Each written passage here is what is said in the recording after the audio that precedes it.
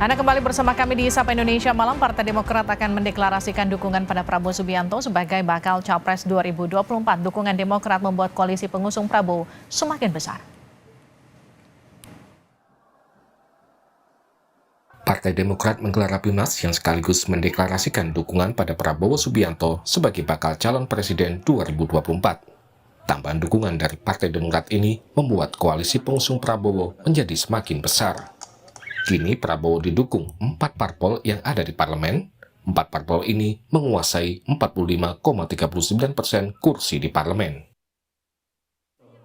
Selain mendapat dukungan 4 parpol parlemen, Prabowo juga mendapat dukungan dari partai non-parlemen seperti PBB, Partai Garuda, dan Partai Gelora. Setelah menyatakan keluar dari koalisi perubahan, Partai Demokrat membangun komunikasi dengan koalisi pengusung Prabowo Subianto maupun koalisi Ganjar Pranowo. Pada Minggu 17 September lalu, Ketua Majelis Tinggi Partai Demokrat Susilo Bambang Yudhoyono bertemu dengan Prabowo Subianto di Hambalang, Bogor. Dalam pertemuan ini, Demokrat memutuskan bergabung dengan Koalisi Indonesia Maju.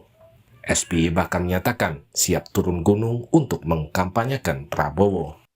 Dengan izin Allah, masa Pak Prabowo untuk memimpin kita semua adalah melalui Pilpres yang akan datang. For you, saya siap turun gunung. Sementara Koalisi Perubahan menghormati keputusan Partai Demokrat bergabung ke Koalisi Pengusung Prabowo. Bacawa Pres Koalisi Perubahan Muhaimin Iskandar menyebut keputusan Demokrat makin memperjelas peta politik 2024. Terkait Partai Demokrat yang merapat ke Pak Prabowo? Ya, tentu selamat kepada koalisi KIM sehingga semakin mengokohkan barisan tambahan dan kita semakin mempercepat kristalisasi peta politik yang ada. Dan tentu menyambut menghormati pilihan Demokrat sebagai pilihan yang untuk kepentingan yang mereka sudah hitung sendiri.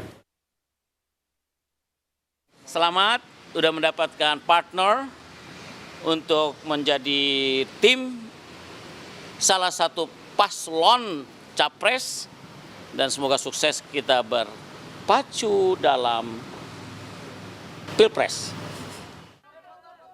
Dalam 2 Pilpres sebelumnya, Partai Demokrat juga selalu mendukung Prabowo Subianto. Di pemilu 2014, Demokrat mengusung Prabowo yang berpasangan dengan Hatta Rajasa. Sedangkan di pemilu 2019, Partai Demokrat ikut mendukung pasangan Prabowo dan Sandiaga Uno. Tim Liputan, Kompas TV. Saudara, Partai Demokrat deklarasikan dukungan pada Prabowo Subianto. Seberapa besar arti tambahan dukungan untuk kemenangan di Pilpres mendatang? Kita bahas bersama Direktur Eksekutif Poltreking Indonesia, Hanta Yuda. Mas Hanta, selamat malam. Selamat malam, Devi. Deklarasi Demokrat jadi tambahan kekuatan buat Prabowo, tapi seberapa besar sebetulnya pengaruh Demokrat mendukung Prabowo atau enggak?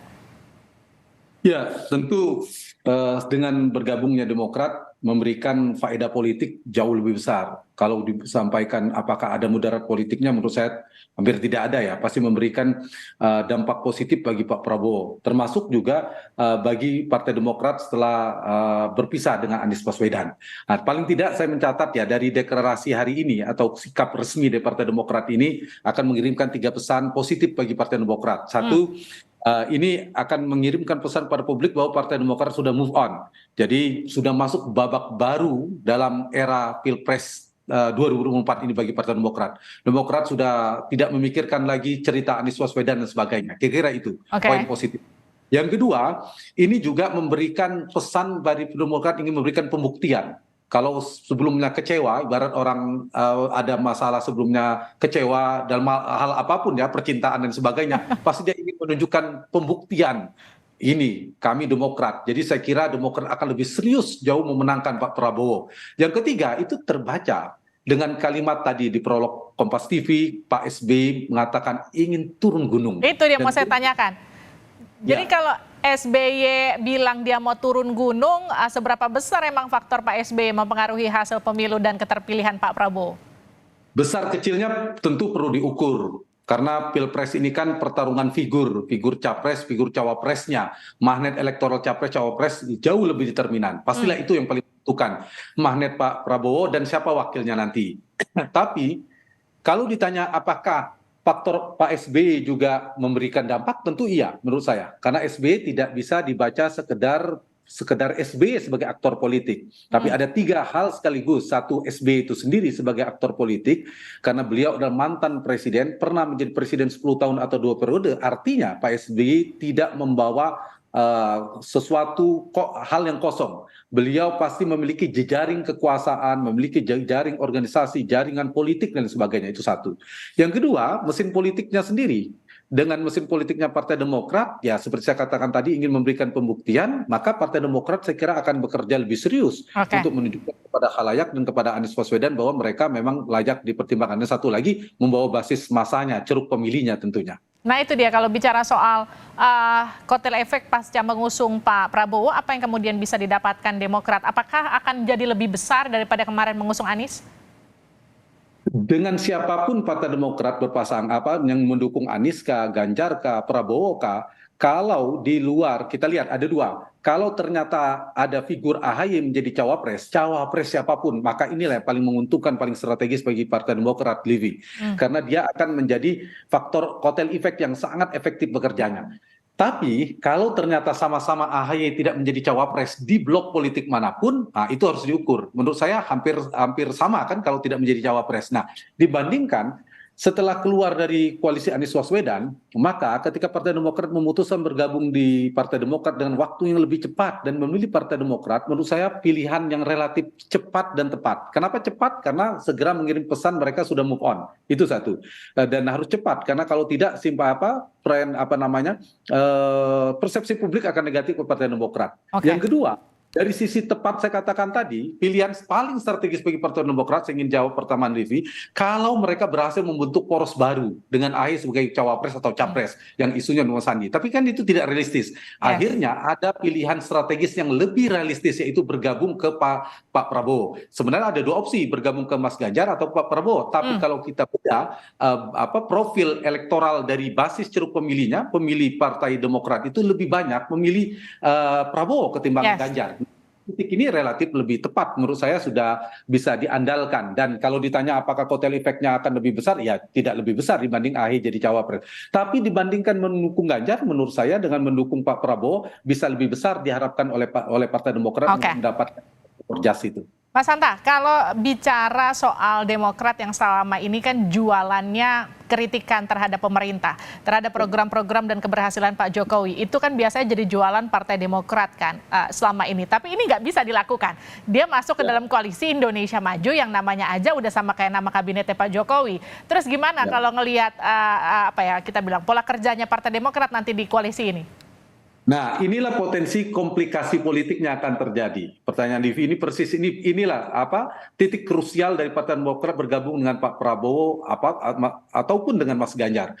Karena Partai Demokrat mengusung narasi perubahan. Nah, inilah di fase-fase transisi ini, fase-fase adaptasi ini, menurut saya pekerjaan rumah paling penting bagi Partai Demokrat dan Pak Prabowo adalah menyamakan frekuensi narasi politiknya. Bagaimana narasi perubahan itu harus dikompromikan dengan keberlanjutan yang juga digaungkan oleh Pak Prabowo, ingin meneruskan apa yang disampaikan Pak Prabowo, ingin melanjutkan program-program Pak Jokowi. Nah, saya kira tidak bisa lebih secara tegas. Beda ceritanya kalau Partai Demokrat bergabung bersama Anies Baswedan di barisan perubahan, dan itu memang kuat ya, semangat mengusung isu perubahan akan menjadi dampak positif. Tapi kalau itu dilakukan, maka dia akan semakin berjarak diametral antara Pak Prabowo dan yang diusung oleh Partai Demokrat. Dan dugaan saya di sini titik komprominya. Mungkin sudah ada pembahasan antara Pak Prabowo dan Pak SBY. Mungkin Pak SBY sudah menitipkan agenda-agenda perubahan, substansi perubahan yang dimaksud oleh Partai Demokrat.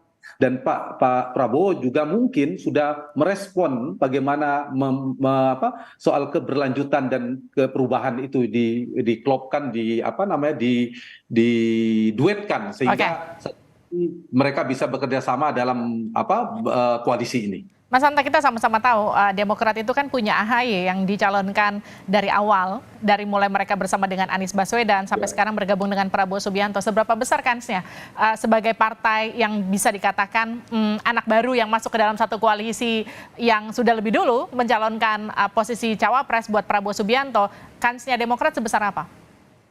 Menurut saya kans dari Pak AHY atau Mas AHY di cawapresnya Pak Prabowo tidak terlalu besar ya, dibandingkan nama-nama yang sudah disebutkan sebelumnya, seperti Pak Erick Thohir, belakangan bahkan disebut Mas Gibran. Jadi menurut saya Partai Demokrat dan Pak SBY relatif lebih realistis sekarang, Livi. Beda dengan di partainya Perubahan, Koalisi Perubahan dan Anies. Dugaan saya tidak harus AHY, dan mereka pun saya kira sudah mengukur diri, sadar betul datang belakangan dan seterusnya. Beda dengan Anies, kalau Anies tanpa mereka dulu tidak bisa berlayar. Nah, kalau ini tanpa Demokrat pun Pak Prabowo sudah bisa berlayar, sehingga mungkin lebih realistis. Dan dugaan saya secara elektoral juga tidak menguntungkan Pak Prabowo berpasangan dengan Mas AHY yang sama-sama berlatar belakang militer. Jadi saya kira itu sudah dibaca oleh Pak SBY dan Partai Demokrat, kemungkinan AHY tidak menjadi cawapres, tapi AHY bisa jadi mendapatkan peran strategis dalam struktur tim pemenangan, mungkin juga di posisi menteri strategis kalau ternyata Pak Prabowo memenangkan Pilpres. Nah, ini kan koalisi yang jadi koalisi yang terbesar ya dibandingkan dengan koalisinya yang sekarang sudah terbentuk, koalisinya Mas Ganjar dan juga koalisinya Mas Anies. Makin banyak kue yang kemudian dipotong nanti ketika kemudian kita bicara soal untung rugi dalam satu koalisi, konflik kepentingannya. Anda yakin nggak koalisi ini akan berlabuh sesuai dengan komposisinya sekarang? Atau justru nanti masih akan ada perpecahan lagi sebelum pendaftaran? Ya, kalau kita bicara politik kita dinamis ya, Livi ya. Saya melihat sampai dengan penutupan pendaftaran oleh KPU, segala sesuatu masih mungkin terjadi dalam dinamika peta politik kita. Tendensinya ada arah. Meskipun per hari ini potensi itu belum terlihat.